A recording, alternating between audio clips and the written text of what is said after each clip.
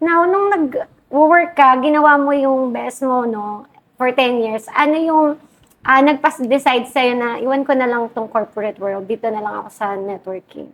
Actually, nag-resign ako nung nag-asawa na ako eh. Sabi ko, ano kayang gagawin ko? Ganon. So, pumupunta-punta ako sa iba't ibang company. As in, solo lang ako. Hindi ako nagpapa-recruit. Walang nagre-recruit sa akin. Umuupo ako, nakikinig ako, tapos inaaral ko yung, kasi iba-iba yung ano eh. Marketing Oo, plan. marketing plan. 'Di ba? Kasi ako yung kauna-unahan nun sa Millionaires Club sa Oo. babae, dun sa ano natin. After nun, nung training natin na pangyayari na yun sa buhay natin, nabukas na talaga tayo eh.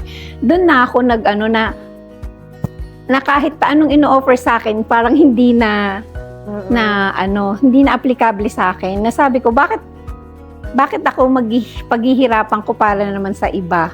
So, yung paghihirapan ko is, ako na lang magbibuild sa sarili ko.